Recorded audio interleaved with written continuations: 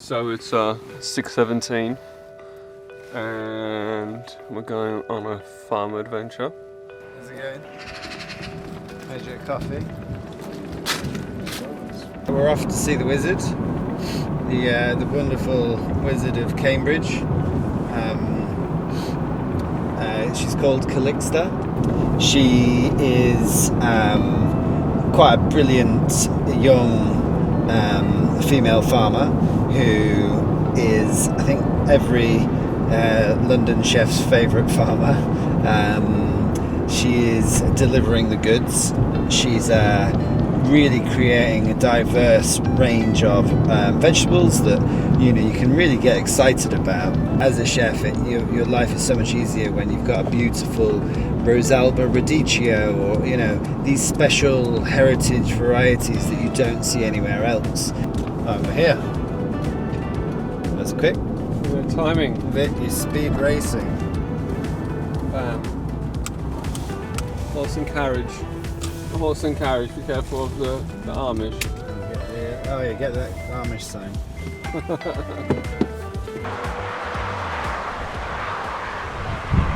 As it's getting hotter and drier, and water retention is more and more of an issue, like there's less water in general in those months when we need it. Yeah. What else can we do with how we plant our farm and manage our ecology here to get the benefits that we need to keep being able to grow food? Right, yeah. So that's a huge thing I'm thinking more about. It's not like what are we going to do to get through this year, but like what are we going to do to get through like the next 10 years and the next 20 years when things get really hard. As farmers, we're feeling that very much first, and it affects our day to day. And I think a lot of other people, they're experiencing it, well, not experiencing it now, like, oh, it's a really hot summer, or it's a really cold winter, or we've got loads of rain in the spring, whatever.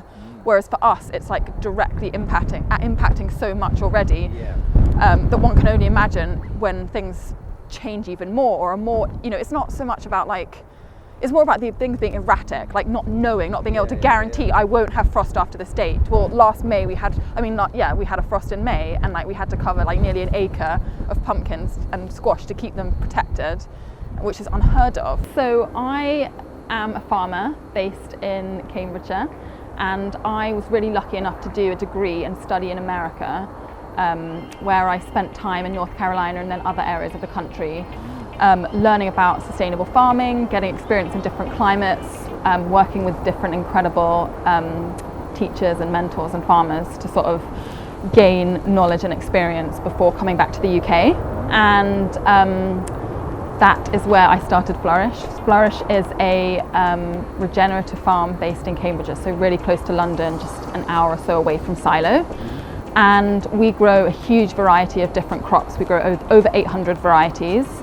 And we use as many practices as possible to sort of build our ecosystem, to create healthy soil and really increase diversity on the farm.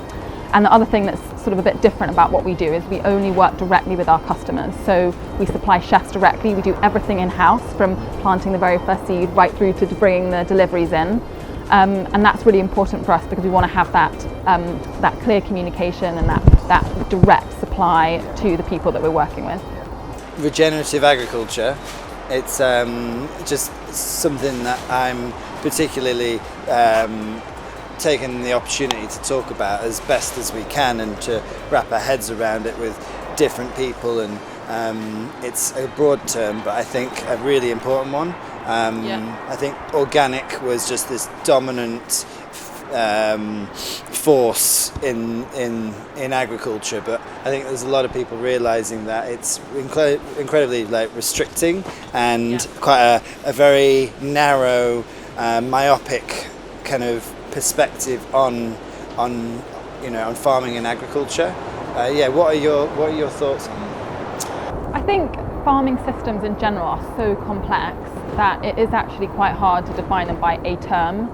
Obviously with organic there were sort of these set standards from the Soil Association that meant people operating within them could call themselves and their produce organic. And I think in some ways that's been beneficial, and in other ways that's been kind of limiting. And I think that moving forward with regenerative, which obviously is something that's being talked about more and more. It's more in the media, like on social media. But I think the simplicity of it is also very beautiful in that you basically are just trying to create a system which is self-reliant, that is healthy, abundant, that enhances biodiversity and enriches the soil. So it's more of like a closed loop system where all the different parts have their place in the system and benefit other things. And also it's definitely like a long-term thing. It's not like an input-output, planting the seed, growing it, putting on some organic fertilizer and then harvesting it. It's very much sort of a, not copying nature, but trying to work within nature's system as much as possible so that it's a self-perpetuating cycle. I'll tell you a secret, I don't know how to grow anything. I literally will kill a basil plant. My mum is very ashamed of me because she's a gardener. My dad was a gardener as well. And I'm constantly talking about the future of food being all about agriculture and regenerative. I don't know how to grow food. So we get this potting soil in from an amazing company, and we plant everything that we grow on the farm here on the farm. So every seed is sown by our team. We never buy in additional plants. So we need to make sure that they get off to a really good start and that they grow healthily, because obviously that's going to affect the crop for its whole life. These are some gem seeds. They're really small. We want to have one per hole. I usually take a little pinch and just very carefully roll them through my fingers. If you get 2 in one, that's fine, but we definitely don't want to have more than that. And I'm going to do a label for you. We use vermiculite to cover the seeds, because it is incredible at maintaining a good moisture level. It's vermiculite. It's like this incredible fairy dust that we use for everything. And so we just do a really lovely little sprinkle. This isn't the best sprinkling container, but just to cover them over, protect them. Fairy dust. Yeah. A little bit of magic to make them grow. And who are the team members on the farm? So we've got an amazing team, but I think 2 of the most important people we have here are Bill and Ben. So that's actually the reason why Flourish was started, is when I came to visit my family for Christmas, a mutual friend told me about a man in Cornwall who ended up giving me his workhorses. I'd been previously working in the States on horse-powered farms. And so Bill and Ben and we ploughed the very first furrow, planted all the seeds in the first few years. All the equipment that we used for farming came from the Amish in America. And Bill and Ben are now retired. They're sort of elderly boys, and so they're enjoying their time in the water meadows. But we're going to hopefully have horses on the farm again in the future when the time is right and we can find the right team. I wonder how important animals are as part of agricultural systems. To be honest, I think they're completely essential. And I think the maybe easiest way to understand that is if you look at nature. In nature, in a wood, in a grassland, wherever, there are animals and they have their place in that cycle.